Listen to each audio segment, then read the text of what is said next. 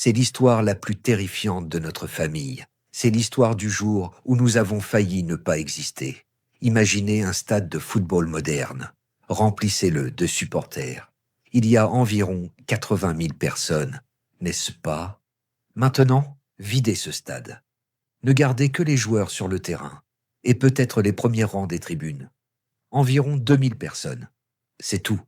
Imaginez que ces 2000 personnes soient dans les seuls êtres humains sur toute la planète Terre. Plus personne en Europe, personne en Asie, personne en Amérique. Juste ce petit groupe, effrayé, affamé, accroché à la vie sur un continent qui se meurt. Si ce groupe meurt, l'humanité s'éteint. Il n'y aura pas de pyramide, pas de Rome, pas de Shakespeare, pas d'Internet, et certainement pas vous en train de regarder cette vidéo. Nous sommes les descendants de ces survivants. Nous sommes les enfants du hasard. Bienvenue dans le chapitre le plus sombre de l'histoire humaine.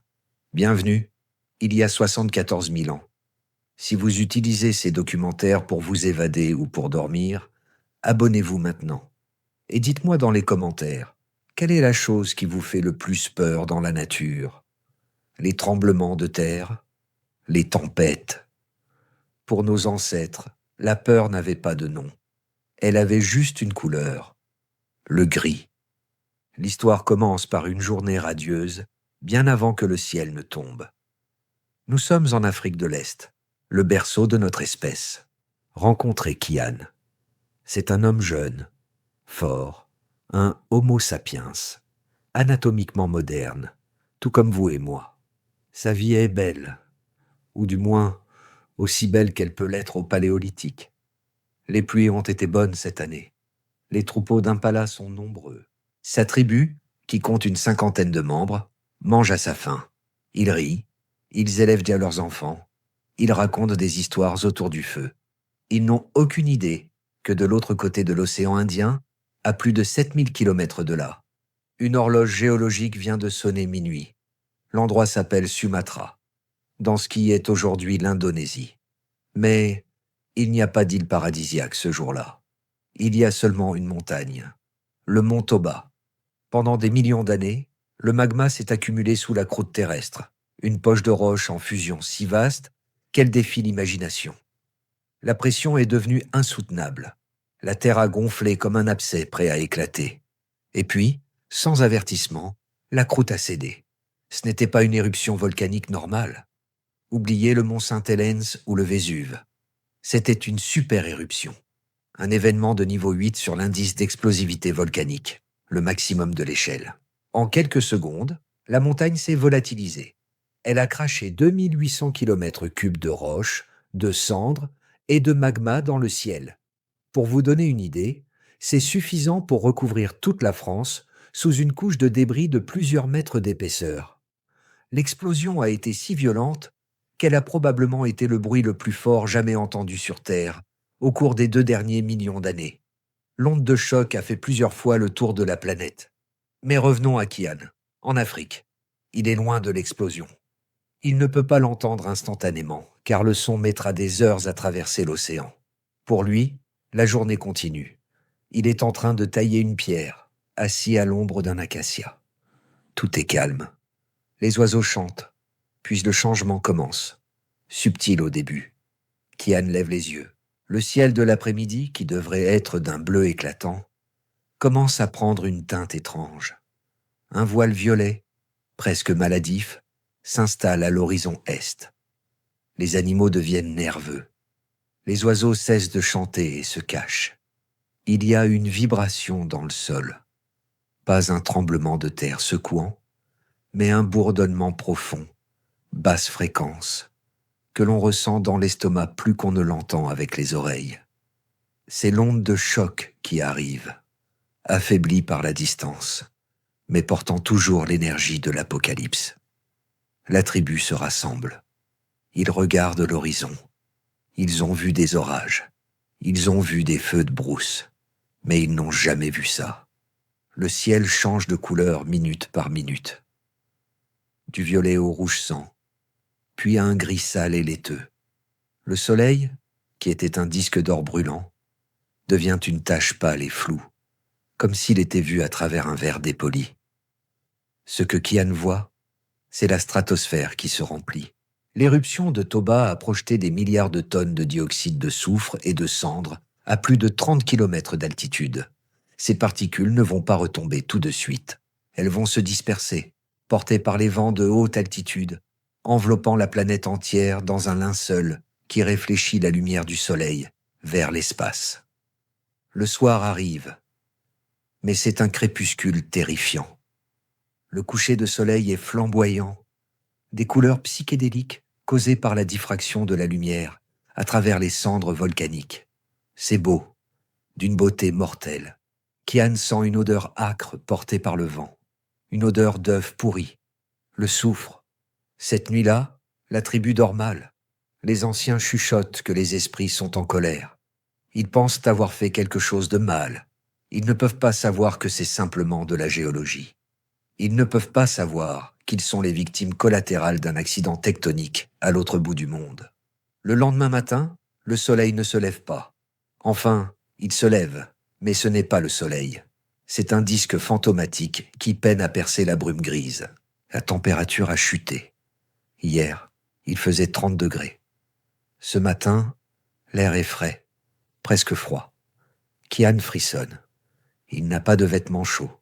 Il vit sous les tropiques. Il n'en a jamais eu besoin. Ce n'est que le début. Dans les jours qui suivent, le ciel s'assombrit de plus en plus. Les cendres les plus fines ont fait le tour de la terre. La lumière du jour devient perpétuellement tamisée, comme un après-midi nuageux d'hiver, mais sans fin. Les plantes commencent à réagir. Sans lumière solaire directe, la photosynthèse ralentit. L'herbe verte de la savane commence à jaunir, puis à brunir.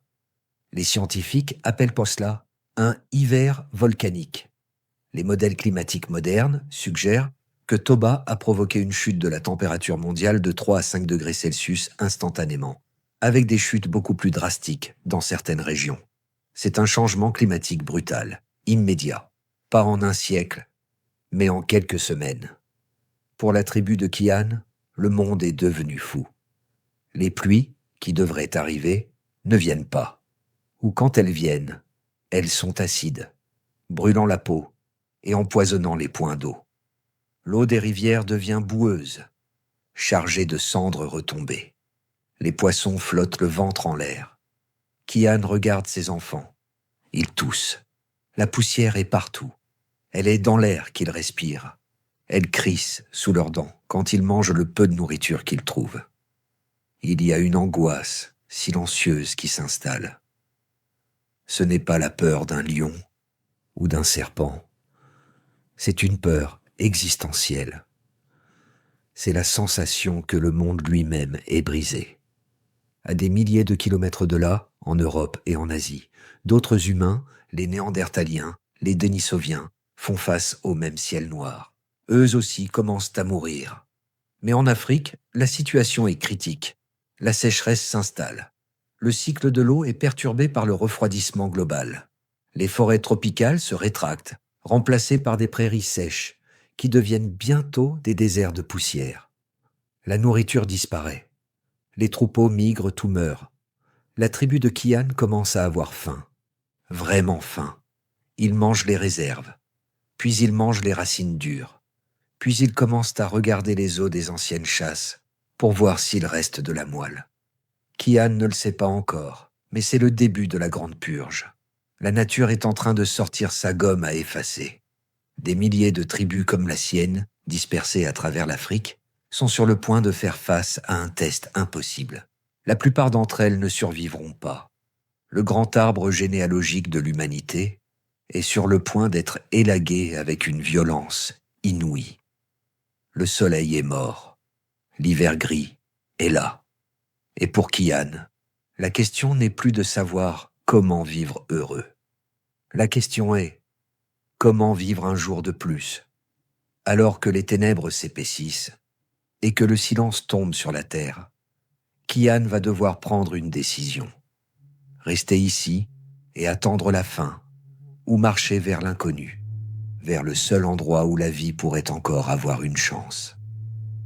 Dans la prochaine partie, nous verrons le monde s'effondrer pour de bon. Nous verrons comment la famine transforme les hommes et comment la terre elle-même devient un tombeau silencieux pour 90% de notre espèce. Préparez-vous, car l'extinction vient de frapper à la porte. 6 ans. C'est une durée difficile à imaginer quand on vit dans le noir. Imaginez un enfant né le jour de l'éruption. Cet enfant apprendra à marcher, à parler, à rire et à courir sans jamais avoir vu la véritable couleur du soleil. Pour lui, le ciel est gris, le monde est froid, et la faim est la seule constante. C'est la réalité de l'hiver volcanique, de Toba. Nous retrouvons Kian quelques mois après le début de la catastrophe. Il est méconnaissable. Ses côtes sont visibles sous sa peau. Ses mouvements, autrefois fluides et énergiques, sont devenus économes, lents. Il ne court plus. Courir brûle des calories, et les calories sont devenues la monnaie la plus précieuse sur Terre, plus précieuse que l'or, plus précieuse que le diamant. Autour de lui, le paysage a subi une transformation radicale. Oubliez la savane dorée et vibrante. Le monde est devenu un monochrome de désolation. Les arbres ont perdu leurs feuilles, non pas à cause de la saison, mais à cause du poison.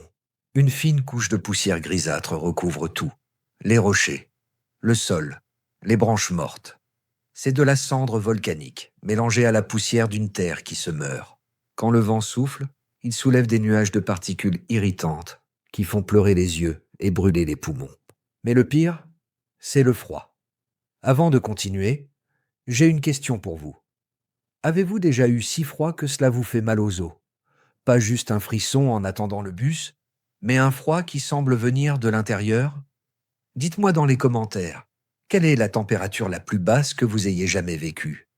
Pour Kian, qui n'a pas de chauffage central ni de vêtements synthétiques, ce froid est une condamnation à mort lente.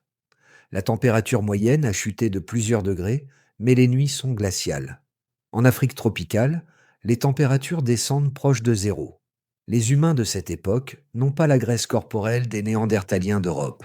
Ils sont grands, minces, adaptés pour dissiper la chaleur, pas pour la conserver. Chaque nuit est une lutte contre l'hypothermie. Ils dorment entassés les uns sur les autres, une masse de corps tremblants essayant de partager le peu de chaleur qu'il leur reste. Mais le froid n'est que le bourreau. Le véritable juge qui a condamné la Terre, c'est l'obscurité. Regardons la science derrière ce cauchemar. La vie sur Terre est une pyramide, et la base de cette pyramide est la lumière. Le soleil frappe les plantes font de la photosynthèse, les herbivores mangent les plantes, et les carnivores, et les humains, mangent les herbivores. Toba a brisé la base de la pyramide. Avec la lumière du soleil filtrée par le voile de soufre stratosphérique, la photosynthèse a ralenti, voire s'est arrêtée dans certaines régions. C'est l'effondrement trophique. Kian marche à travers ce qui était autrefois une prairie luxuriante. Aujourd'hui, c'est un champ de paille morte et cassante.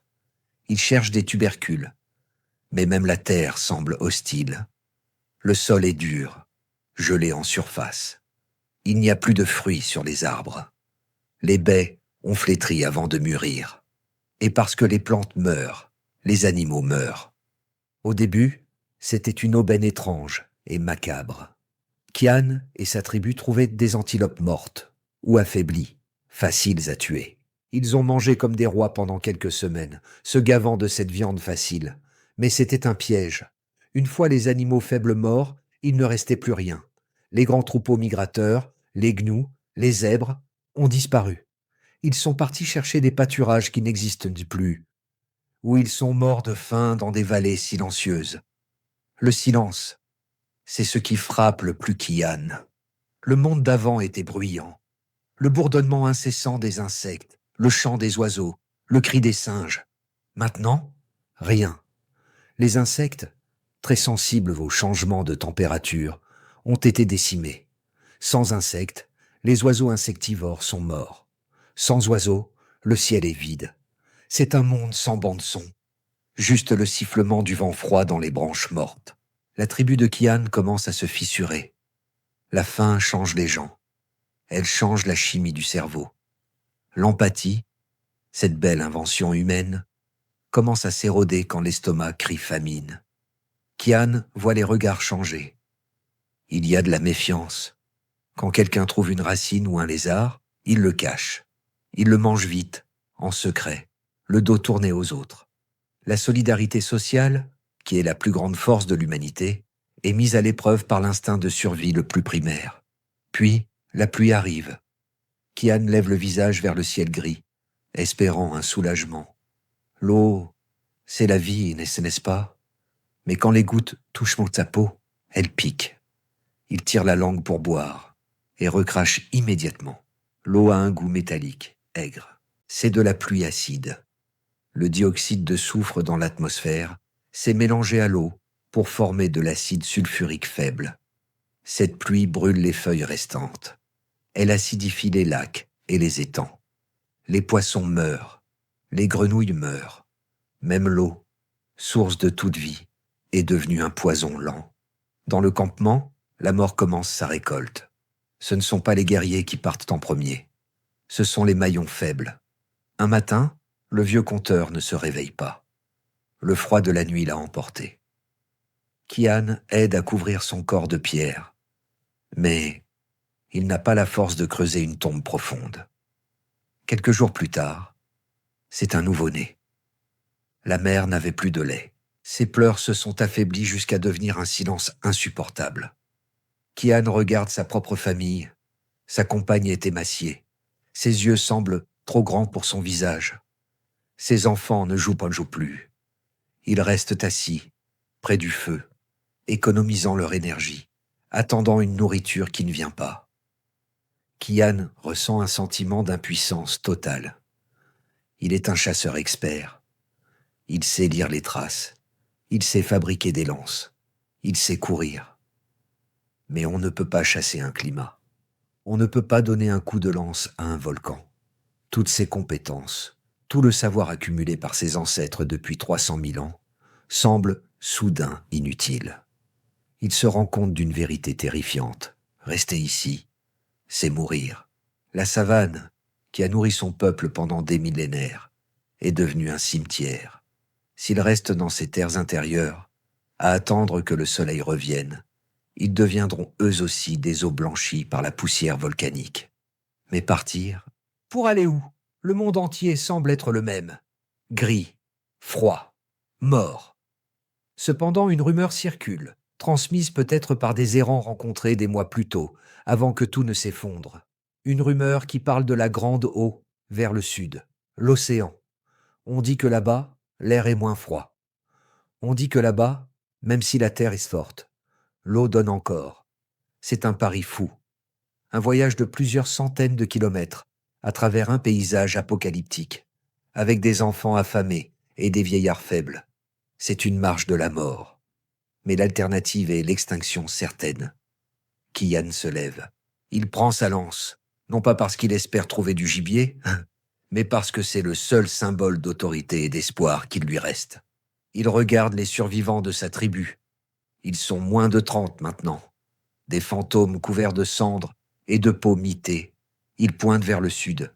Il ne fait pas de grands discours. Il n'y a plus d'énergie pour les mots. Il commence simplement à marcher. Un pas, puis un autre. Les autres le regardent, hésitent, puis se lèvent péniblement pour le suivre. Ils laissent derrière eux leurs morts, leurs souvenirs, et le berceau de l'humanité qui est devenu son tombeau. Ils ne savent pas s'ils arriveront quelque part. Ils ne savent pas s'ils sont les derniers humains sur Terre. En réalité, ils ne sont pas loin de l'être. La population mondiale est en chute libre, partout sur la planète. Des petits groupes comme celui de Kian s'éteignent les uns après les autres, comme des bougies soufflées par le vent de l'hiver. La grande extinction a commencé. La Terre est devenue silencieuse. Et dans ce silence, le bruit le plus fort est celui des pas traînants de quelques dizaines d'humains marchant vers un horizon gris, portant sur leurs épaules le destin génétique de 8 milliards de futurs êtres humains. Dans la prochaine partie, nous plongerons dans l'horreur de l'extinction de masse. Nous verrons à quel point nous sommes passés près du néant absolu et comment le monde est devenu un endroit où seuls les monstres pouvaient survivre. Préparez-vous, car le voyage ne fait que devenir plus difficile. Le silence, c'est ce qui est le plus terrifiant. Pas le rugissement du vent, ni le grondement du tonnerre, mais l'absence totale de vie. Kian et son groupe marchent depuis des semaines maintenant, traversant un paysage qui ressemble de plus en plus à la surface d'une autre planète. Il n'y a plus de chants d'oiseaux. Il n'y a plus le bourdonnement constant des insectes, qui a été la bande sonore de l'Afrique depuis la nuit des temps. Et il n'y a que le bruit de leurs propres pas crissant sur la cendre volcanique et le sifflement du vent froid à travers les squelettes des arbres morts. Avant de plonger dans ce cimetière planétaire, j'ai une question difficile pour vous. Imaginez que vous soyez le dernier survivant de votre ville.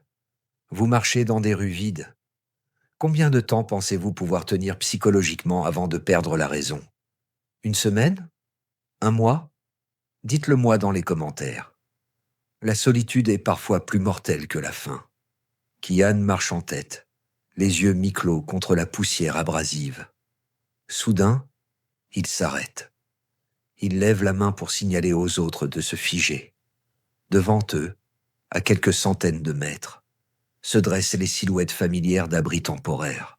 Un campement, des structures faites de branches et de peaux, blotties contre une falaise rocheuse pour se protéger du vent. Le cœur de Kian bondit. Un autre clan. Cela signifie peut-être de la nourriture, des informations, ou simplement la chaleur de voir d'autres visages humains. L'espoir, cette drogue puissante, inonde son cerveau. Il commence à courir, ou du moins à trottiner avec le peu de force qui lui reste. Il crie un salut. « Hé, nous sommes ici !»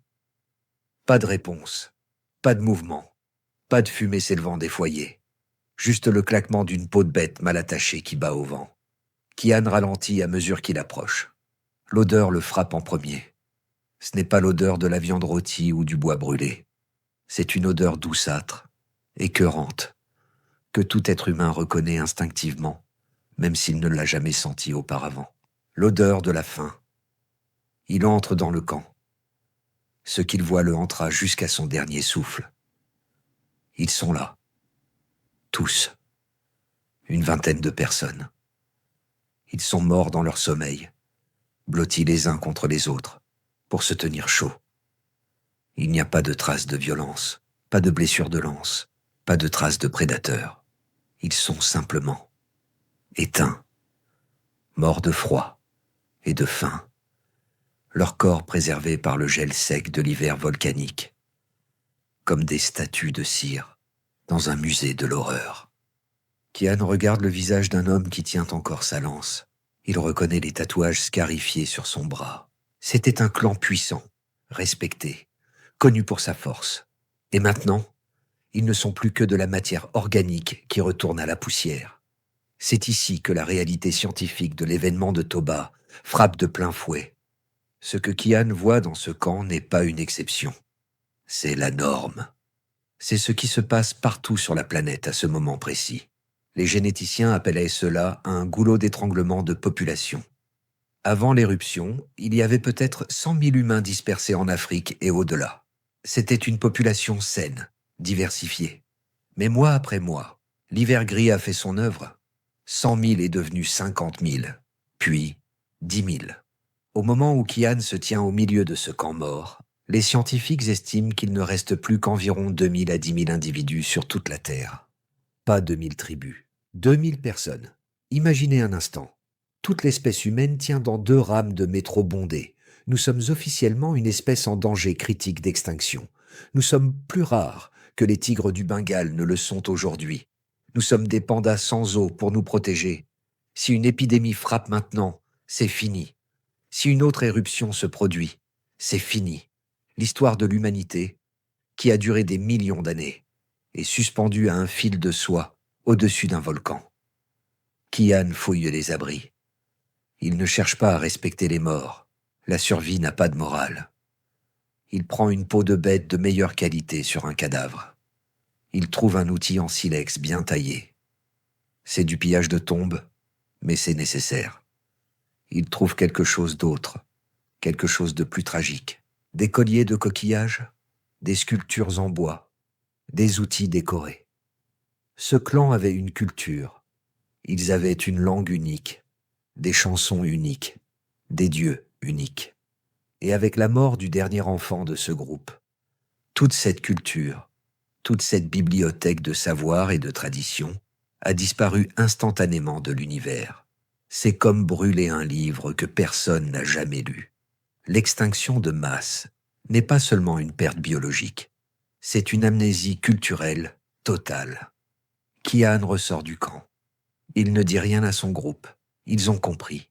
Le silence de la terre est devenu plus lourd. Ils reprennent leur marche vers le sud. La faim devient une torture physique. Le corps humain est une machine incroyable. Il peut survivre des semaines sans nourriture. Mais il commence à se cannibaliser. Le corps de Kian mange ses propres muscles pour nourrir son cerveau. Il se sent faible, étourdi. Les hallucinations commencent. Il voit des arbres verts, là où il n'y a que de la cendre. Il entend le rire de son père mort. Et ils ne sont pas les seuls à avoir faim. Dans cet écosystème brisé, les règles vont changer. Les herbivores sont morts. Les carnivores sont désespérés. Un soir, alors qu'ils bivouaquent dans une crevasse rocheuse, ils entendent un bruit. Pas le vent, un souffle lourd, des pas pesants. Dans la pénombre grise, une silhouette émerge. C'est un hyène géante, une espèce préhistorique bien plus grande que celle d'aujourd'hui. Elle est squelettique, sa fourrure mitée, ses yeux fous de rage et de faim. Elle n'a pas peur du feu, car la faim a tué la peur. Elle charge. Le combat est bref, brutal et silencieux. Pas de cris de guerre héroïques, juste des grognements d'effort et le bruit mou des lances qui percent la chair et des dents qui broient les os. Kian et 2 autres hommes réussissent à tuer la bête, mais pas avant qu'elle n'ait arraché le bras d'un des leurs. L'homme blessé mourra quelques heures plus tard. Ils n'ont pas de médicaments, pas de bandages, et leur système immunitaire est affaibli par la famine. Ils mangent l'hyène. La viande est dure, filandreuse, et a un goût de charogne. Mais ils la mangent crue, le sang coulant sur leur menton, avec une férocité animale. Ils sont devenus des monstres pour survivre dans un monde de monstres. Kian regarde les étoiles cette nuit-là, à travers une trouée rare dans les nuages de cendres. Il se sent incroyablement petit. Il réalise que l'univers s'en fiche. La Terre ne se soucie pas de savoir si les humains survivent ou non. Les dinosaures ont régné pendant 150 millions d'années et ont disparu en un jour. Pourquoi les humains seraient-ils différents ? Nous ne sommes pas spéciaux. Nous sommes juste de la viande qui pense. Cette réalisation aurait pu le briser. Elle aurait pu le pousser à s'allonger dans la cendre et à attendre la mort comme l'autre clan. Mais quelque chose dans son cerveau, cette petite étincelle irrationnelle d'entêtement humain, refuse de s'éteindre. Il regarde vers le sud. Il ne sait pas ce qu'il y a là-bas. Peut-être rien, peut-être juste l'océan gris et la mort. Mais il doit savoir. Il ne le sait pas encore. Mais son instinct a raison. Le sud est leur seule chance. Là-bas, à la pointe du continent africain, il existe un endroit unique, un refuge. Un endroit où la géographie et les courants océaniques ont conspiré pour créer une petite poche de vie dans un monde de mort. C'est l'Éden au milieu de l'enfer. Mais pour y arriver, ils vont devoir traverser la zone de la mort.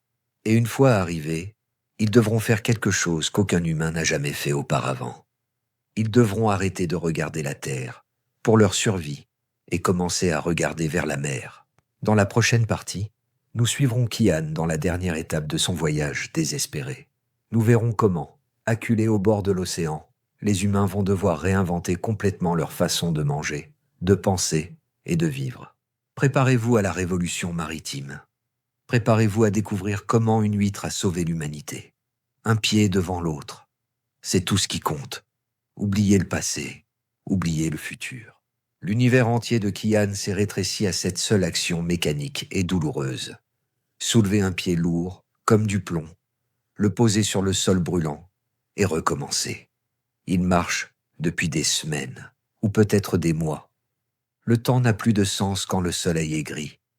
Ils ont laissé derrière eux le silence des plaines mortes pour entrer dans un terrain encore plus hostile, le Karoo, une zone semi-désertique qui sépare l'intérieur de l'Afrique de la côte sud. C'est un paysage de roches rouges brisées et de poussière, un endroit où même en temps normal, la vie est dure. Sous l'hiver volcanique, c'est un four crématoire froid. Regardez le groupe de Kian. Ils ne sont plus que 18. Hier, ils étaient 19. Une femme s'est simplement assise sur le bord du chemin. Elle a dit qu'elle allait se reposer une minute. Elle ne s'est jamais relevée. Kian a dû prendre son enfant, un garçon de 4 ans aux yeux immenses et terrifiés, et le mettre sur ses propres épaules squelettiques. Le poids de l'enfant est insupportable pour ses muscles atrophiés, mais le poids de la culpabilité s'il le laissait là serait pire. C'est la longue marche. C'est le filtre ultime. Ceux qui ne peuvent pas marcher meurent. Ceux qui ne peuvent pas porter les autres meurent.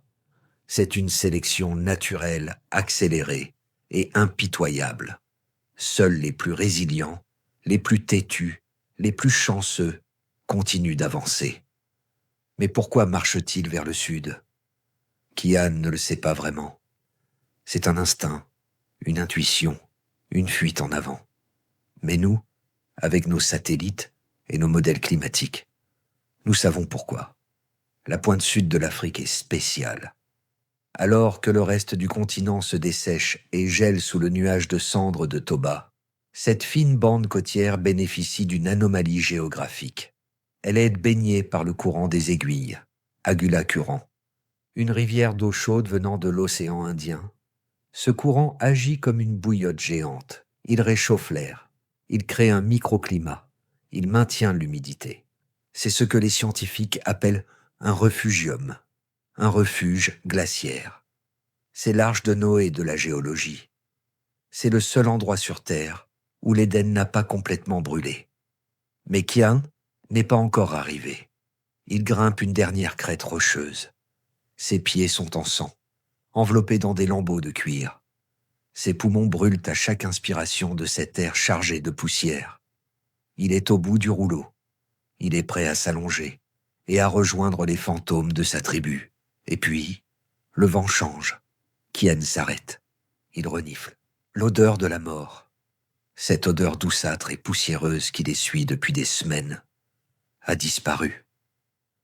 Elle est remplacée par quelque chose de piquant, de salé, de vivifiant. Une odeur qu'il ne connaît pas, mais qui réveille quelque chose de profond dans son cerveau reptilien. L'iode, le sel, l'humidité.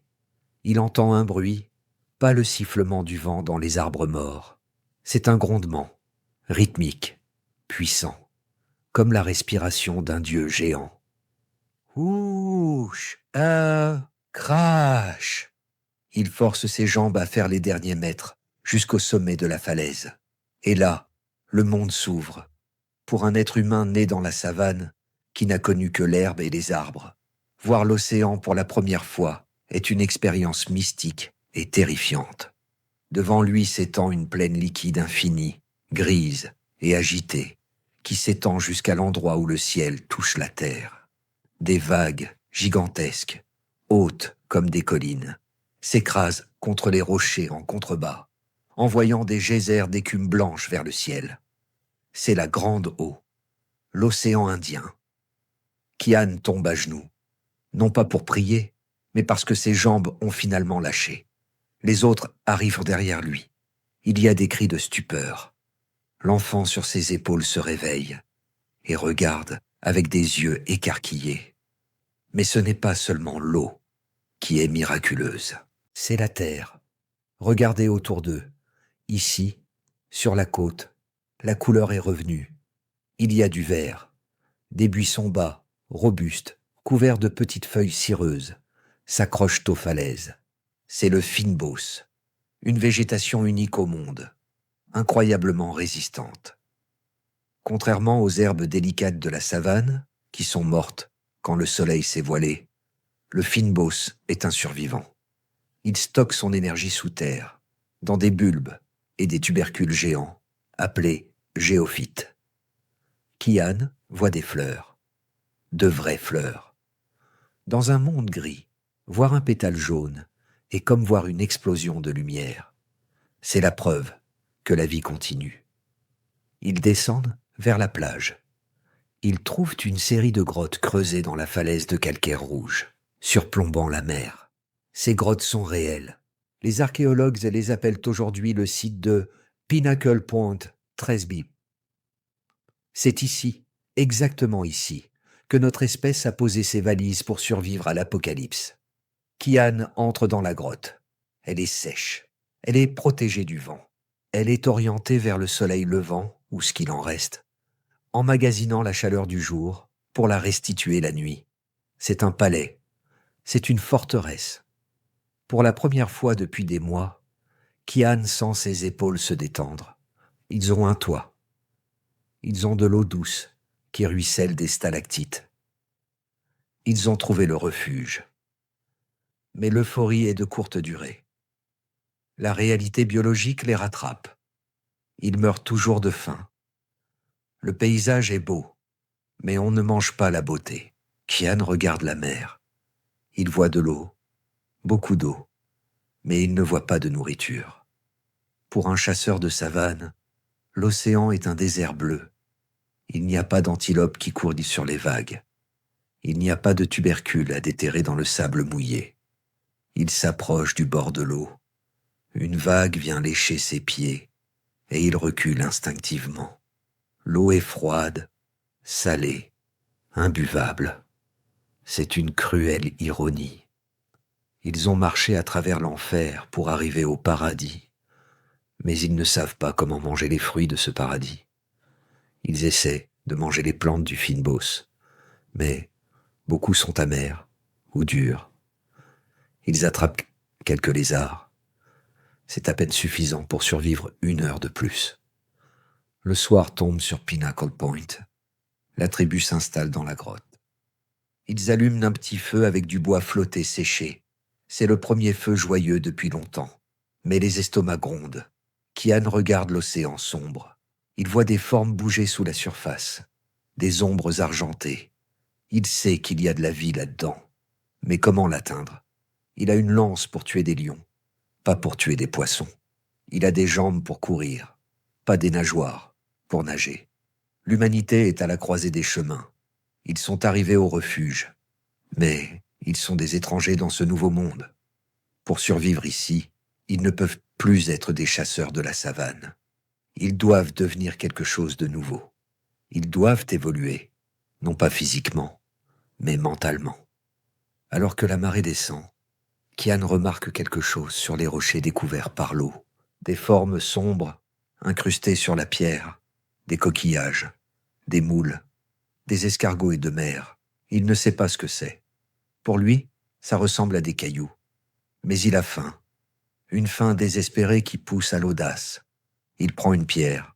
Il s'approche d'une moule. Il frappe. La coquille se brise, révélant une chair orange et molle à l'intérieur. Il hésite. Est-ce du poison? Est-ce que cela va le tuer comme les baies rouges de la forêt? Il regarde son fils affamé. Il regarde la chair orange. Il prend le morceau gluant, ferme les yeux et le met dans sa bouche. C'est le moment fatidique. C'est le premier souper de fruits de mer de l'humanité. Et ce repas va changer non seulement leur destin, mais la structure même de leur cerveau. Dans la prochaine partie, nous allons découvrir comment ce changement de régime alimentaire a sauvé notre espèce. Nous allons voir comment les acides gras oméga 3 de l'océan ont reboosté le cerveau humain au moment où il en avait le plus besoin. Préparez-vous à la révolution culinaire. La marée est basse et le festin est servi. C'est gluant, c'est froid. Ça a le goût de l'eau salée et du sable. Kian grimace en avalant la chose molle qu'il vient d'arracher à sa coquille. Sa gorge se serre dans un réflexe de rejet. Son cerveau, programmé par des milliers d'années d'évolution pour aimer la viande rouge chaude et le gras animal, ne comprend pas ce qu'il est en train de manger. Pour un chasseur de la savane, manger un mollusque cru, c'est comme manger une pierre morveuse. C'est contre nature. Mais quelques secondes plus tard, quelque chose se passe. Son estomac, tordu par des semaines de crampes de faim, se détend. Une petite étincelle d'énergie traverse son système. Ce n'est pas le high immédiat du sucre. C'est une satisfaction lourde, dense. C'est de la protéine pure. C'est du gras. Il en prend une autre, puis une autre. Il tend une poignée de moules brisées à son fils. L'enfant, poussé par l'instinct de survie, les avale sans mâcher. Autour d'eux, sur les rochers glissants de Pinnacle Point, les 18 survivants font de même. C'est un festin grotesque et silencieux, rythmé seulement par le bruit des vagues et le craquement des coquilles brisées avec des pierres. Ils ne le savent pas, mais ce moment est un tournant décisif dans l'histoire de l'évolution. Ce n'est pas juste un repas, c'est une transfusion médicale. Regardons la science derrière ce miracle. Jusqu'à présent, le cerveau humain s'était développé grâce à la viande et à la moelle osseuse de la savane. Mais la viande terrestre est, pour l'essentiel, constituée de graisses saturées. Ce que Kian mange maintenant, les moules, les huîtres, les escargots de mer, est radicalement différent. Ces créatures sont des bombes biologiques remplies d'acides gras polyinsaturés à longue chaîne. Vous les connaissez sous un autre nom, les oméga 3, plus précisément le DHA, acide docosahexaénoïque. Pourquoi est-ce important ? Parce que votre cerveau est composé à 60% de graisse, et le DHA est la brique fondamentale de vos neurones. C'est l'huile de haute qualité qui permet à la machine cérébrale de tourner à plein régime. Ironiquement, la catastrophe de Toba, en forçant les humains à se tourner vers la mer, nous a mis sous perfusion du meilleur carburant pour cerveau disponible sur la planète. Certains paléoanthropologues pensent que c'est ce régime forcé qui a empêché notre intelligence de régresser pendant le goulot d'étranglement. Au lieu de devenir plus bêtes à cause de la famine, nous sommes devenus plus vifs. Les jours passent. La vie à Pinnacle Point commence à prendre un rythme nouveau, étrange. Dans la savane, la nourriture était une loterie. Kian pouvait marcher 3 jours sans rien voir, puis tuer une antilope et avoir trop de viande d'un coup. C'était le festin ou la famine. Ici, l'océan est un garde-manger qui se remplit tout seul, 2 fois par jour. C'est la fiabilité absolue. À marée basse, la table est émise. Les femmes, les enfants et même les vieillards peuvent participer à la chasse. Il n'y a pas besoin de courir vite. Il n'y a pas besoin de lancer fort. Il suffit de se baisser et de ramasser. C'est une révolution sociale. La pression redescend. Kian n'a plus besoin d'être le héros qui sauve la tribu chaque jour. La charge mentale de la survie est partagée. Pour la première fois depuis l'éruption, il entend des rires dans la grotte. Les enfants recommencent à jouer. Leurs ventres gonflés par la malnutrition commencent à dégonfler. Leurs cheveux retrouvent de la brillance. Leurs yeux redeviennent clairs. Le peuple de la mer est en train de naître. Mais l'océan n'est pas un ami bienveillant. Il est capricieux. Un matin, alors qu'il récolte des ormeaux sur les rochers bas, une vague scélérate surgit de nulle part. L'océan Indien est célèbre pour cela. La vague frappe avec la force d'un camion. Kian est projeté contre la paroi rocheuse. Il s'agrippe à une algue visqueuse pour ne pas être emporté vers le large. Quand l'eau se retire, il tousse, crachant de l'eau salée. Il regarde autour de lui. Tout le monde est là. Oui, ils sont trempés, écorchés, mais vivants. Ils apprennent une nouvelle leçon. La mer donne, mais la mer peut prendre en 1 seconde. Ils doivent apprendre à respecter ce nouveau Dieu liquide. Ils doivent apprendre à lire ses humeurs. C'est là que Kian commence à remarquer quelque chose. L'océan ne bouge pas au hasard. Il y a un cycle. L'eau monte et descend. Parfois, elle se retire très loin, découvrant des trésors de coquillages géants. Parfois, elle reste haute, cachant la nourriture. Et ce cycle semble lié à cette boule blanche qui brille faiblement à travers le voile de cendres la nuit. La lune. Kian n'est pas un astronome, mais il est un observateur de motifs hors pair. Il commence à faire le lien. Lune pleine, marée basse importante, beaucoup de nourriture. C'est le début de la pensée scientifique complexe. Il ne vit plus au jour le jour. Il commence à planifier en fonction des astres. Il commence à créer un calendrier mental. Dans 3 nuits, la lune sera ronde. Nous irons au grand rocher noir. Cette capacité à anticiper des événements cycliques complexes est un saut cognitif majeur. Toba a essayé de nous tuer, mais en nous poussant vers la côte, il nous a forcés à devenir des astronomes. Le soir, dans la grotte, le menu change aussi. Ils ont appris que manger les moules crus est risqué. Parfois, cela donne mal au ventre. Alors, ils utilisent le feu. Ils jettent les coquillages sur les braises. Pop, pop. Les coquilles s'ouvrent toutes seules, cuisant la chair dans son propre jus. C'est plus sûr, c'est meilleur, et ça demande moins d'énergie pour digérer. Les archéologues qui fouillent à Pinnacle Point aujourd'hui trouvent des amas coquillés, shell middens, des montagnes de déchets de cuisine préhistorique, datant exactement de cette époque. Ces tas de poubelles sont la preuve irréfutable de notre adaptation. Ils sont le monument de notre survie. Mais il y a un problème. Kian prend un outil en pierre qu'il a apporté de la savane. C'est une grosse lame, lourde, faite pour couper la peau épaisse des zèbres et briser les fémurs. Il essaie d'ouvrir une huître tenace avec.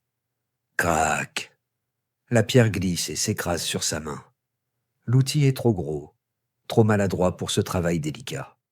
De plus, les pierres ici, sur la côte, ne sont pas les mêmes. Il n'y a pas ce beau silex noir facile à tailler. Il y a une pierre locale, le silcrète, qui est dure, granuleuse et impossible à travailler. Elle se casse de manière imprévisible. Kian est frustré. Il a la nourriture, mais il n'a pas les bons outils pour l'exploiter efficacement. Il a froid et ses vieilles peaux de bête tombent en lambeaux. Pour survivre à long terme dans ce nouvel environnement, il ne suffit pas de changer de régime. Il faut changer de technologie. Il est assis près du feu, tournant un morceau de silcrète brute dans ses mains. Il le regarde avec colère. Il jette la pierre dans le feu par frustration. Pierre inutile. La pierre reste dans les braises toute la nuit, chauffée à blanc, puis refroidit lentement au matin. Le lendemain, Kian, cherchant à nettoyer le foyer, retrouve cette pierre. Il la prend. Il la frappe distraitement avec un autre caillou. Ting. Un éclat parfait, fin comme du verre, se détache. Kian se fige. Il regarde l'éclat. Il regarde la pierre brûlée. Il vient de découvrir quelque chose d'aussi important que la découverte du feu lui-même.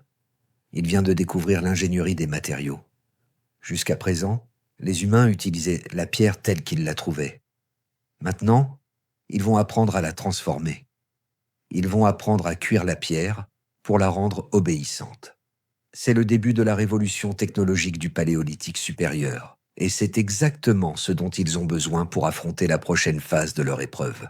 Dans la prochaine partie, nous verrons comment ce petit groupe de survivants va passer de l'âge de la pierre brute à l'âge de la microtechnologie. Nous découvrirons comment ils ont inventé les couteaux suisses de la préhistoire et les premières armes à projectiles complexes. Kian est sur le point de devenir un ingénieur. Kian tient l'éclat de pierre dans sa main. Il est différent. Il ne ressemble pas à la roche grise et granuleuse qu'il a ramassée hier. La chaleur du feu l'a transformé. La pierre a changé de couleur, passant d'un gris terne à un rouge profond, presque brillant, comme si le sang de la terre était remonté à la surface. Mais ce n'est pas la couleur qui compte, c'est la texture. Elle est lisse, vitreuse, presque comme de l'obsidienne. Il passe son pouce sur le tranchant. Aïe! Une ligne rouge apparaît instantanément sur sa peau. C'est plus tranchant que n'importe quel outil qu'il a jamais fabriqué. Plus tranchant qu'un rasoir chirurgical moderne. Sans le savoir, Kian vient d'inventer le traitement thermique de la roche. C'est une avancée technologique majeure, comparable à l'invention de la métallurgie des milliers d'années plus tard. Voici la science de ce qui s'est passé.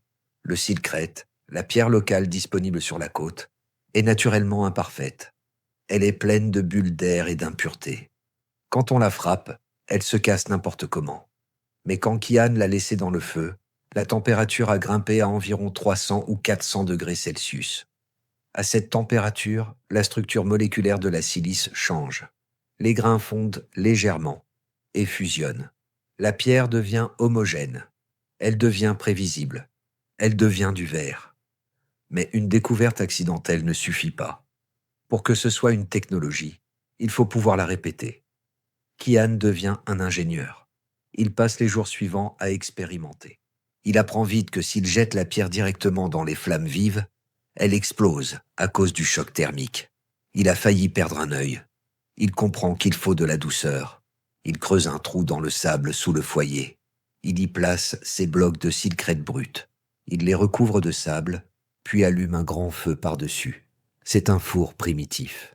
Il doit maintenir le feu pendant des heures, ni trop chaud, ni trop froid, puis laisser le tout refroidir lentement jusqu'au lendemain. Imaginez la patience requise. Kian a faim, il a froid, mais il passe 2 jours à cuisiner des cailloux. C'est une preuve stupéfiante de la capacité de planification humaine. Il investit du temps maintenant pour un gain futur énorme. Quand il déterre les pierres le lendemain, elles sont transformées, elles sont prêtes. Maintenant, Kian change de stratégie. Dans la savane, ses ancêtres fabriquaient de grosses haches à main, lourdes et encombrantes. Mais ici, les ressources sont rares. Il ne peut pas gaspiller la pierre. Il adopte une nouvelle technique, la microlithisation. Au lieu d'un gros outil, il frappe le noyau pour détacher des dizaines de petites lames, pas plus longues qu'une phalange, pas plus larges qu'un ongle. On les appelle des microlithes. Pour un observateur naïf, cela ressemble à des débris. Mais pour Kian, ce sont des pièces de rechange standardisées. C'est l'ancêtre de la cartouche d'imprimante ou de la lame de rasoir interchangeable. Il prend un bâton de bois léger et droit. Il creuse une rainure le long du côté. Il utilise de la résine chauffée, sa supercolle préhistorique, et insère une rangée de ces petites lames tranchantes le long du bois, comme les dents d'un requin. Il vient de créer un couteau composite. Si une lame casse, il ne jette pas tout l'outil. Il remplace juste la petite lame cassée. C'est incroyablement efficace. C'est durable. C'est moderne. Mais l'innovation ne s'arrête pas là. Kian regarde les oiseaux de mer qui volent au-dessus des falaises. Il regarde les petits antilopes rapides, les duikers, qui se cachent dans les buissons denses du fynbos. Sa vieille lance lourde est inutile contre eux. Elle est trop lente. Il a besoin de vitesse. Il a besoin de distance. Il fabrique une arme nouvelle. Elle est plus fine, plus légère, avec une pointe en microlithe, traitée thermiquement. Ce n'est pas encore tout à fait un arc et des flèches. Cette invention viendra un peu plus tard. Mais c'est son précurseur direct, la sagaie lancée avec un propulseur, ou atlatl. Le propulseur est un simple bâton avec un crochet au bout. Il agit comme une extension de son bras, un levier supplémentaire. Kian vise une mouette posée sur un rocher à 30 mètres. Il fouette son bras. Le propulseur démultiplie la force. La sagaie part avec un sifflement terrifiant, volant 2 fois plus vite et 2 fois plus loin qu'une lance jetée à la main. Thwack! L'oiseau est cloué sur place avant même d'avoir pu ouvrir ses ailes. C'est un changement de paradigme. Avec cette technologie, Kian n'a plus besoin d'être fort. Il n'a plus besoin d'approcher dangereusement des proies. Il peut tuer à distance, avec une précision chirurgicale. Il peut chasser le petit gibier insaisissable qui foisonne sur la côte, diversifiant encore plus son régime alimentaire. Regardez la grotte maintenant. Ce n'est plus juste un abri de survivants désespérés. C'est un atelier. Le sol est jonché d'éclats de pierres rouges brillantes. Les enfants regardent et apprennent. Ils voient comment chauffer la pierre, comment mélanger la colle, comment assembler les pièces. Cette technologie est la preuve que le goulot d'étranglement de Toba n'a pas rendu l'humanité plus bête. Au contraire, la pression extrême a agi comme un creuset. Elle a brûlé le superflu et n'a laissé que le génie. Ceux qui n'ont pas innové sont morts dans le gris. Kian et les siens sont les Elon Musk de la préhistoire, poussés par la nécessité absolue. Mais il y a un problème que même la meilleure technologie ne peut pas résoudre. Kian regarde son groupe. Ils sont 18. Il y a 3 hommes adultes, 5 femmes et 10 enfants. Génétiquement, c'est une impasse. S'ils restent seuls, la consanguinité les tuera en quelques générations. Ils ont la nourriture, les fruits de mer. Ils ont les outils, les microlithes. Mais il manque de la ressource la plus cruciale pour la survie à long terme, la diversité génétique. Ils ont besoin d'autres humains. Kian se souvient des camps morts qu'il a croisés. Il a peur d'être seul au monde. Mais un jour, alors qu'il chasse loin le long de la côte, il voit quelque chose qui arrête son cœur. Pas une bête, pas un cadavre, de la fumée, une colonne fine, grise, s'élevant d'une baie lointaine à l'est. Ce n'est pas un feu de brousse, c'est un feu contrôlé. D'autres ont survécu. L'instinct immédiat de Kian est la méfiance. Dans un monde de famine, un étranger est un rival. Un étranger est une bouche de trop. Mais Kian touche les microlithes à sa ceinture. Il pense aux enfants dans la grotte qui ont besoin de partenaires. Il comprend que la guerre est un luxe qu'ils ne peuvent plus se permettre. L'humanité est trop rare pour s'entretuer. Il va devoir faire un choix. S'approcher avec sa lance levée ou s'approcher avec la main ouverte. Il va devoir inventer quelque chose de plus complexe que le traitement thermique de la pierre. Il va devoir inventer la diplomatie. Dans la prochaine partie, nous assisterons à la naissance du premier réseau social mondial. Nous verrons comment des groupes isolés ont appris à échanger non seulement des objets, mais aussi des gènes et des idées, tissant une toile de sécurité qui a empêché notre extinction définitive. Préparez-vous à la rencontre. La fumée monte droit dans le ciel gris, une ligne ténue qui sépare la solitude de l'inconnu. Kian est accroupi derrière un buisson de fine-bosse, le cœur battant à tout rompre. À côté de lui, 2 de ses meilleurs chasseurs tiennent leur nouvelle sagaie à propulseur, les muscles tendus, prêts à tuer. Dans la logique impitoyable de la nature, la décision est simple, attaquer ou fuir. Si ce sont des étrangers, ils sont une menace. Ils vont vouloir les moules de votre plage, l'eau de votre grotte. La réaction par défaut de l'histoire humaine et de la plupart des primates est la violence xénophobe. Tuer les mâles, capturer les femelles. C'est brutal, mais c'est efficace à court terme. Cependant, Kian hésite. Il repense au visage de son clan. Il regarde ses propres mains. Elles tremblent légèrement, non pas de peur, mais d'une sorte de fatigue existentielle. Ils ont survécu au volcan. Ils ont survécu à la faim. Ils ont survécu à la marche. Sont-ils vraiment venus jusqu'ici pour mourir dans une rixe stupide pour un tas de coquillages ? De plus, il y a une mathématique silencieuse qui tourne dans sa tête. Son clan est trop petit. Les enfants qui grandissent sont tous cousins. S'ils ne trouvent donc pas de sang neuf, ils s'éteindront lentement, victimes de maladies génétiques et de la consanguinité. La solitude est un poison lent. Kian se lève. Ses compagnons le regardent avec horreur. Il pose sa lance au sol. C'est un geste de folie. Se désarmer devant un potentiel ennemi est suicidaire. Mais Kian prend autre chose à sa ceinture. Ce n'est pas une arme. C'est un sac en peau. Il marche à découvert vers le camp des étrangers. Les cris d'alerte retentissent en bas. Des hommes sortent, des abris, armés. Ils sont maigres, comme le peuple de Kian, marqués par les mêmes années de souffrance. Ils crient dans une langue que Kian ne comprend pas. Des sons claquants et gutturaux. Kian s'arrête à 20 et à 20 mètres. Il lève les mains, paumes ouvertes. Puis il plonge la main dans son sac et sort un objet brillant.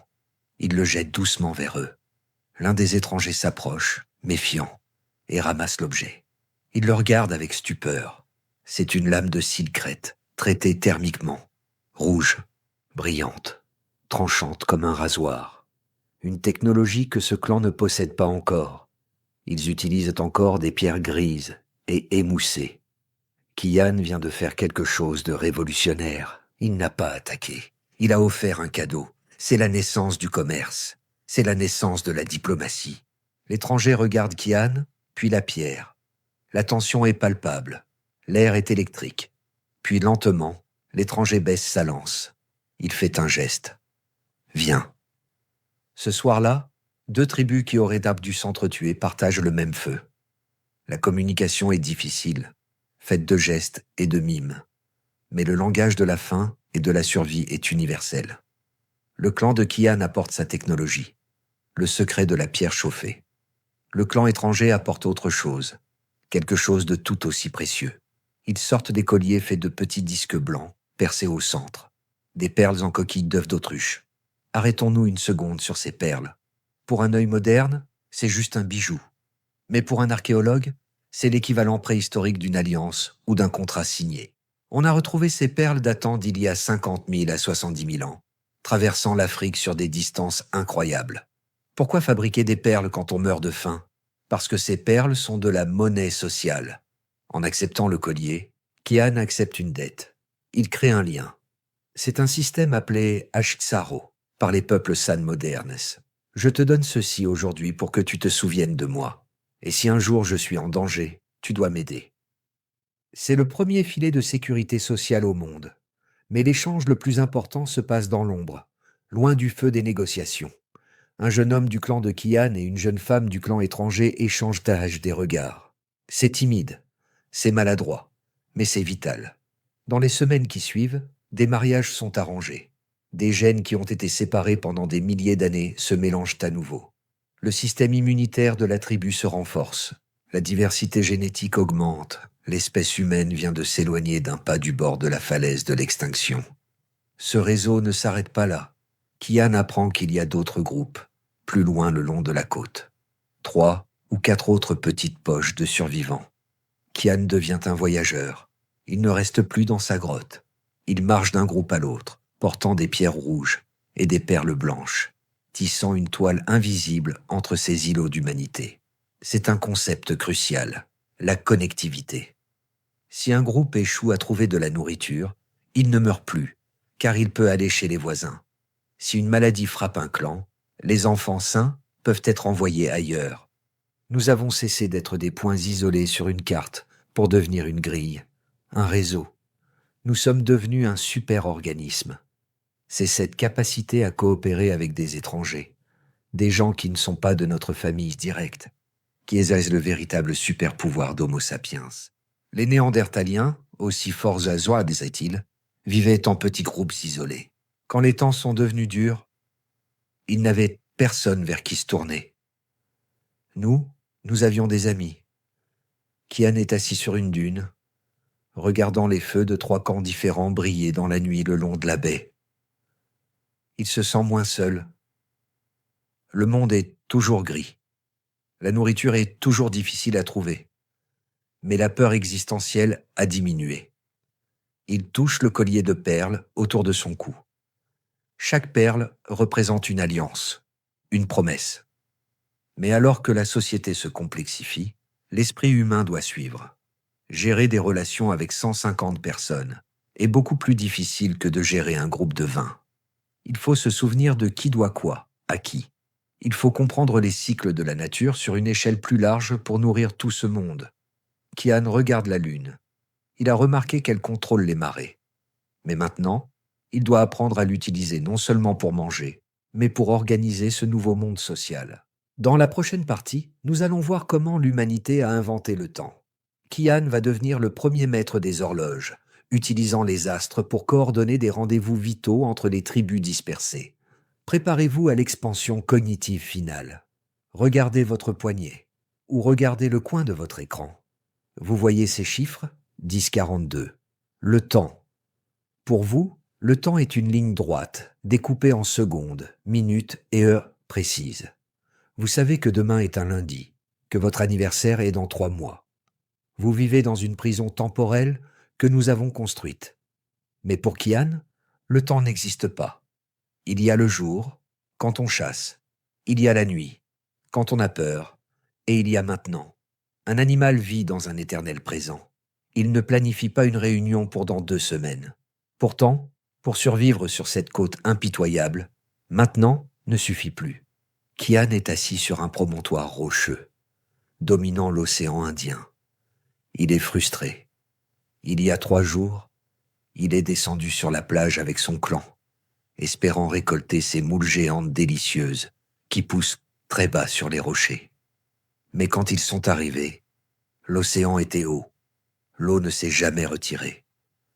Les moules sont restés inaccessibles sous les vagues. Ils sont rentrés le ventre vide, fatigués et en colère. Pourquoi? Pourquoi la mer se retire-t-elle parfois très loin, ce que nous appelons les grandes marées, et parfois, à peine, les mortes eaux? Est-ce que l'océan est capricieux? Est-ce que les esprits de l'eau sont fâchés? La plupart des animaux acceptent ce chaos. Mais le cerveau de Kian, dopé aux oméga-3 et aiguisé par la survie, cherche des motifs. Il cherche une corrélation. Il lève les yeux vers le ciel nocturne.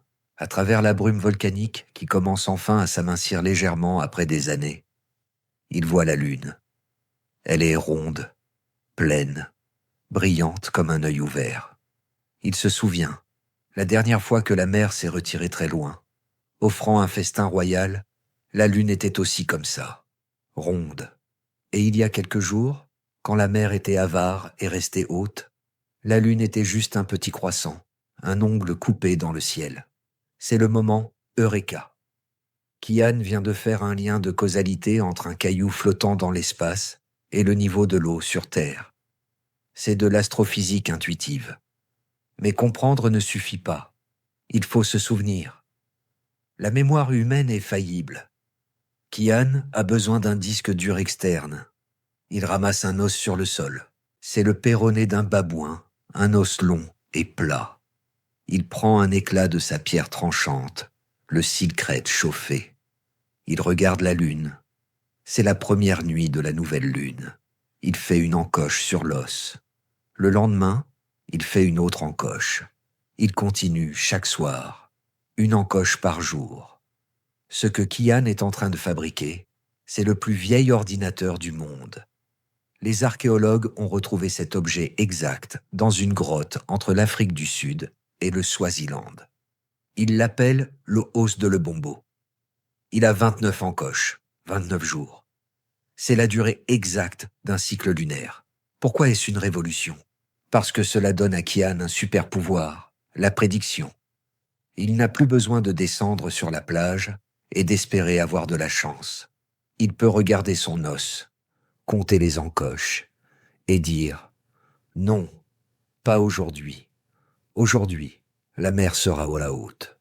Nous irons chasser les damans dans les collines, mais dans 6 jours.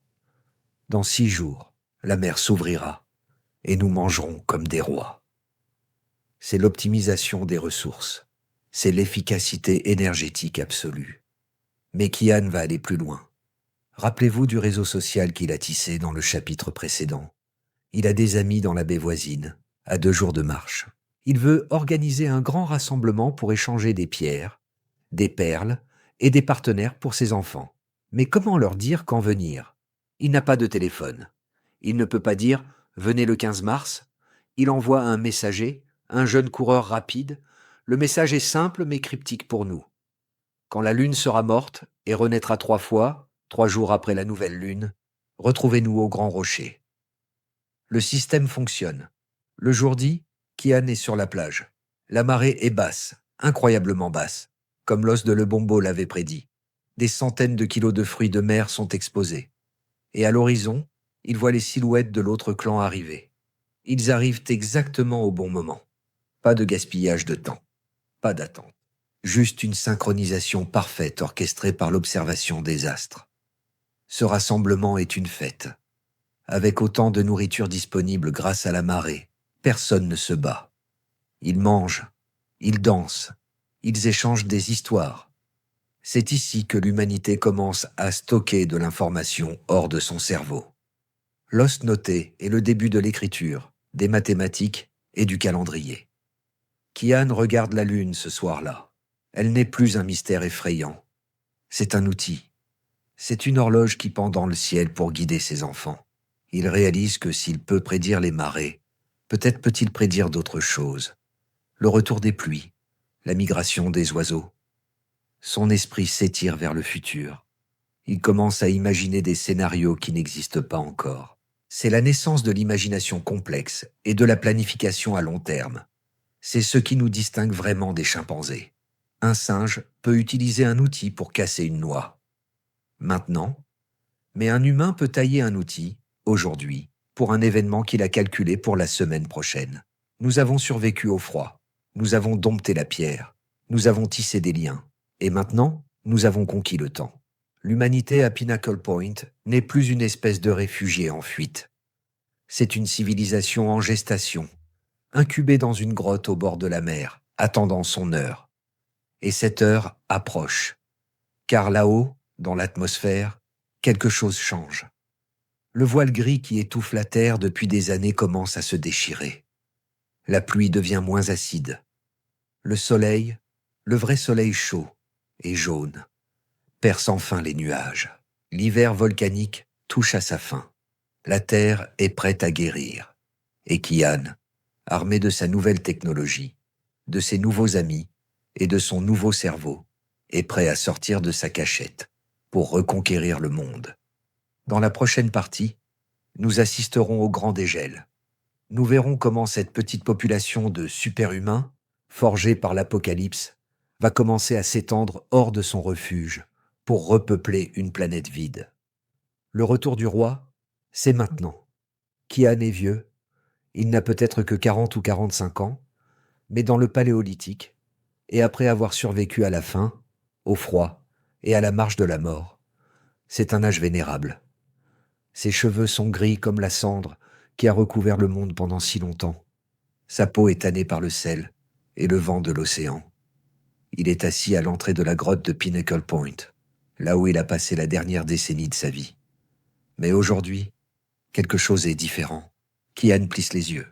Il regarde vers le haut. Depuis des années, le ciel était un plafond bas et oppressant de nuages laiteux et de brumes jaunâtres. Mais ce matin, une fissure est apparue dans le linceul. Un rayon de lumière, net, tranchant, d'un jaune pur, frappe l'océan. L'eau ne semble plus grise et menaçante. Elle scintille comme des millions de diamants. Et là-haut, entre les nuages qui se dissipent, Kian voit une couleur qu'il avait presque oubliée, une couleur qui appartenait à ses souvenirs d'enfance. Le bleu, un bleu profond, infini. Il tend la main comme pour toucher cette lumière. Une larme coule sur sa joue sale. La pluie tombe. Kian ouvre la bouche par habitude, s'attendant au goût métallique et acide du soufre. Mais l'eau est douce. Elle est fraîche. L'atmosphère s'est finalement nettoyée. Les milliards de tonnes de poussière volcanique de Toba sont retombées au sol ou ont été lavées par les pluies. La Terre respire à nouveau. C'est le signal que la biosphère attendait. La réaction de la nature est explosive. Avec le retour de la lumière solaire directe, la photosynthèse redémarre à plein régime. Sur les collines autour des grottes, le fynbos explose de fleurs. L'herbe, qui était rare et brune, devient verte et grasse en quelques semaines. Les animaux, sentant le changement, commencent à se multiplier. Les damans sortent de leur terrier. Les antilopes qui avaient survécu dans de petites poches isolées commencent à s'aventurer hors de leur cachette. Mais la renaissance la plus spectaculaire se passe à l'intérieur de la grotte. Regardez autour de Kian. Il y a du bruit, beaucoup de bruit. Ce ne sont pas des pleurs de désespoir, ce sont des cris d'enfants qui jouent. Il y a 10 ans, il y avait 18 survivants squelettiques ici. Aujourd'hui, la tribu compte plus de 60 membres. Les alliances avec les clans voisins ont fonctionné. Les bébés nés pendant l'hiver sombre ont survécu grâce aux fruits de mer et à la sagesse des anciens. Ils sont forts, bien nourris aux oméga 3 et incroyablement intelligents. Cependant, il y a un prix invisible à cette survie miraculeuse. Regardez ces enfants. Ils se ressemblent tous un peu. C'est ici que la science nous raconte une histoire fascinante et un peu effrayante sur nous-mêmes. Avant Toba, l'humanité avait une grande diversité génétique, comme un jeu de cartes complet. Mais le volcan a brûlé 95% du jeu. Il ne restait que quelques cartes en main. Kian et les quelques milliers d'autres survivants sur la planète, peut-être 2000 couples reproducteurs au total, sont devenus les seuls parents de toute l'humanité future. C'est ce qu'on appelle le effet fondateur. C'est pourquoi, aujourd'hui, vous êtes génétiquement presque identique à un Japonais, un Nigérian ou un Suédois. En fait, une seule troupe de chimpanzés dans une forêt d'Afrique de l'Ouest possède plus de variations génétiques entre ses membres que les 8 milliards d'humains sur Terre réunis. Nous sommes, biologiquement parlant, une famille de clones incestueux qui a eu beaucoup de chance. Cette faible diversité est notre cicatrice de guerre. Elle nous rend plus vulnérables à certaines maladies. Mais elle a aussi créé une unité biologique unique. Nous sommes littéralement tous frères et sœurs, les enfants de la catastrophe. Kian ne connaît pas la génétique, mais il connaît la démographie. Il regarde la grotte. Elle est bondée. Il y a trop de monde autour du feu. Les disputes éclatent plus souvent pour les meilleures places de couchage. Les ressources en moules sur la plage commencent à diminuer sous la pression de tant de bouches à nourrir. C'est le paradoxe du succès. En survivant si bien, ils ont créé un nouveau problème. Le refuge est devenu trop petit. Kian convoque le conseil. Ce n'est plus lui le chef absolu. Il est trop vieux pour chasser. Le pouvoir est passé à la génération suivante, aux jeunes hommes et femmes qui ont grandi avec des saguets à propulseurs dans les mains et des calendriers lunaires dans la tête. Il parle de l'avenir. « Nous ne pouvons pas rester ici », dit un jeune chasseur. « La plage est vide. » Kian hoche la tête. Il pointe vers le nord, vers les montagnes qui bloquaient l'horizon, vers les terres intérieures qui étaient, il y a peu, un désert de mort. « La glace fond », dit Kian d'une voix rauque. L'herbe revient là-bas aussi. Les grands troupeaux reviendront. C'est une décision terrifiante. Quitter la sécurité de l'océan, quitter le jardin d'Éden qui les a sauvés, pour retourner dans l'inconnu sauvage. Mais ils n'ont pas le choix. L'espèce humaine n'est pas faite pour rester assise sur un rocher. Elle est faite pour bouger. Ils commencent à se préparer. Mais ce ne sont plus les réfugiés apeurés d'il y a 10 ans. Regardez-les. Ils sont équipés comme des commandos de l'âge de pierre. Ils ont des outres en peau d'autruche pour transporter l'eau sur de longues distances, une invention cruciale du désert. Ils ont des armes composites légères et mortelles avec des pointes de cils crête remplaçables. Ils ont des vêtements cousus, ajustés, chauds. Ils ont un réseau social qui s'étend sur des centaines de kilomètres. Et surtout, ils ont une nouvelle confiance. Ils ont vaincu la fin du monde. Qu'est-ce qui pourrait bien les arrêter maintenant? Kian sait qu'il ne partira pas avec eux. Ses jambes ne peuvent plus faire le voyage. Il restera ici, avec quelques autres anciens, pour garder le foyer de Pinnacle Point jusqu'à la fin. Il regarde son petit-fils préparer son sac. Il lui donne sa lance, celle qu'il a portée depuis la savane, celle qui a tué l'hyène, celle qui a ouvert la première moule. C'est un passage de flambeau. Va, murmure Kian, remplis le monde. Le lendemain matin, une colonne de 100 personnes quitte la côte. Ils tournent le dos à la mer qui les a nourris. Ils grimpent vers le plateau intérieur. Le soleil brille fort maintenant. L'air sent la résine et la terre humide. Ils marchent tâche vers le nord, vers l'Afrique centrale, et au-delà, vers une porte invisible qui mène hors de l'Afrique, vers l'Europe, l'Asie, l'Amérique. Kian les regarde disparaître à l'horizon. Il est seul sur la plage, écoutant le bruit éternel des vagues. Il sourit. Il a fait son travail. Il a gardé la flamme allumée pendant la longue nuit. L'humanité a survécu. Maintenant, elle va conquérir. Dans la 10e et dernière partie, nous verrons l'explosion finale. Nous verrons comment ces quelques milliers de survivants se sont répandus comme une onde de choc sur la planète, éliminant tous les rivaux et construisant le monde que vous connaissez aujourd'hui. Et nous découvrirons pourquoi l'esprit de Kian vit encore en vous, à chaque fois que vous regardez la lune ou que vous mangez un fruit de mer. Préparez-vous pour le grand final. Ils ont franchi la porte des larmes. C'est le nom du détroit de Bab el-Mandeb, qui sépare l'Afrique de l'Arabie. Il y a environ 60 000 à 70 000 ans, une vague d'humains a traversé ce bras de mer. Ils n'étaient pas nombreux, peut-être quelques centaines, mais ils portaient en eux quelque chose de nouveau. Ce n'étaient plus les mêmes humains qui avaient tenté de sortir d'Afrique 50 000 ans plus tôt et qui avaient échoué face aux Néandertaliens. Ceux-ci étaient très différents. Ils étaient les vétérans de l'hiver volcanique. Ils étaient les diplômés de l'école de la survie de Pinnacle Point. Ils avaient les armes à projectiles, les saguets, qui permettaient de tuer sans se faire tuer. Ils avaient la technologie de la pierre chauffée. Ils avaient les vêtements ajustés. Ils avaient la pensée complexe lunaire. Et surtout, ils avaient le réseau social. Ils savaient coopérer en grand nombre, échanger des informations et se soutenir mutuellement. Le monde qu'ils ont trouvé était vaste et habité par des géants. En Europe, les Néandertaliens régnaient depuis 300 000 ans. Ils étaient plus forts, plus robustes, mieux adaptés au froid. Sur le papier, ils auraient dû nous écraser. En Asie, les Denisoviens dominèrent les montagnes. En Indonésie, les petits Homo floresiensis vivaient encore. Mais quand la vague des enfants de Toba est arrivée, l'histoire a basculé avec une rapidité effrayante. En quelques milliers d'années seulement, tous les autres humains ont disparu. Pourquoi ? Avons-nous commis un génocide ? Peut-être. Il y a sûrement eu de la violence. Mais la vérité est probablement plus subtile et plus impitoyable. Nous les avons surconcurrencés. Imaginez deux tribus chassant dans la même vallée. Les Néandertaliens, forts mais isolés, chassaient au corps à corps. S'ils échouaient, ils mouraient de faim seuls. Les sapiens, nous, plus faibles mais connectés, utilisaient des stratégies de groupe. Si un clan échouait, ils demandaient de l'aide au clan voisin grâce au réseau de perles et d'alliances inventé par Kian. Nous avions une assurance vie sociale.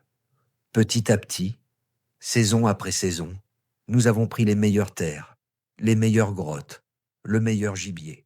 Les autres ont été repoussés vers les marges, dans les montagnes stériles, où ils se sont éteints, seuls et oubliés. Nous sommes restés les derniers debout, la seule espèce humaine sur Terre. Regardez une carte du monde. Visualisez cette vague d'expansion, de l'Arabie à l'Inde, de l'Inde à l'Australie, en construisant des bateaux pour traverser l'océan, une autre compétence apprise sur la côte africaine, de l'Asie vers la Sibérie glaciale. Et enfin, le saut final, traversant le pont terrestre de Bering pour conquérir les Amériques. En moins de 20 000 ans, nous sommes passés d'une espèce en danger critique d'extinction sur une seule plage africaine à l'espèce dominante de la planète entière. Et maintenant, je veux que vous fassiez quelque chose. Allez vous regarder dans un miroir. Vraiment, regardez vos yeux, regardez vos mains. Vous voyez ce reflet ? C'est le visage d'un survivant. Chaque personne qui regarde cette vidéo, peu importe sa couleur de peau, sa nationalité ou sa religion, est un descendant direct de ce petit groupe de 2000 personnes qui a survécu à Toba. Votre ADN porte les cicatrices de cet événement. La raison pour laquelle nous sommes si semblables génétiquement, bien plus que deux chimpanzés pris au hasard dans la même forêt, est que nous sommes tous des cousins très proches. Nous sommes tous issus du même petit village de réfugiés. La raison pour laquelle vous aimez le gras et le sucre, c'est la mémoire de la famine de l'hiver volcanique. La raison pour laquelle vous avez peur du noir et de l'isolement social, c'est la mémoire de ceux qui sont morts seuls dans le froid gris. La raison pour laquelle vous êtes capable de coopérer avec des inconnus sur Internet, de donner à des œuvres de charité, de construire des nations, c'est l'héritage du réseau social de Kian. Kian est mort il y a longtemps. Ses os sont devenus poussière. La grotte de Pinnacle Point est aujourd'hui un site archéologique silencieux. Mais Kian n'est pas vraiment mort. Il vit en vous. Sa résilience est votre résilience. Pensez à ce que cela signifie. Vos ancêtres ont affronté un supervolcan. Ils ont affronté un changement climatique brutal. Ils ont affronté l'extinction totale. Et ils n'ont pas seulement survécu, ils ont innové. Ils ont transformé le pire désastre de l'histoire en tremplin pour devenir les maîtres de la Terre. Alors, la prochaine fois que vous vous sentez dépassé par la vie moderne, par le stress, par les mauvaises nouvelles ou par l'anxiété, souvenez-vous de qui vous êtes. Vous n'êtes pas fragile. Vous êtes construit pour la crise. Vous êtes l'animal le plus adaptable, le plus ingénieux et le plus tenace que cette planète ait jamais produit. Vous êtes le fils ou la fille de l'Apocalypse. Nous avons commencé notre histoire dans l'obscurité, sous un ciel de cendres, en mangeant des coquillages crus sur une plage froide. Aujourd'hui, nous avons marché sur la Lune. Nous avons envoyé des robots sur Mars. Nous avons connecté le monde entier avec des fils de lumière. Nous avons transformé la nuit en jour. Le feu que Kian a protégé dans sa grotte ne s'est jamais éteint. Il est devenu le feu des fusées, le feu des centrales nucléaires, le feu de la connaissance. C'est maintenant à votre tour de porter la torche. L'histoire de l'humanité n'est pas finie. De nouveaux volcans se réveilleront. De nouveaux défis climatiques arrivent. Mais si l'histoire nous apprend une chose, c'est celle-ci. Tant que nous restons connectés, tant que nous innovons et tant que nous gardons espoir. Et nous survivrons. C'était l'histoire de comment 2000 humains ont sauvé notre espèce. C'était votre histoire. Merci d'avoir fait ce voyage épique à travers le temps avec moi. Si cette série documentaire vous a touché, si elle a changé votre façon de voir vos semblables, partagez-la. C'est le meilleur moyen de soutenir la chaîne. Laissez un commentaire avec le mot survivant pour montrer que vous êtes resté jusqu'à la fin. Abonnez-vous pour la prochaine aventure historique. Nous avons encore 300 000 ans d'histoire à explorer ensemble. À bientôt, légende.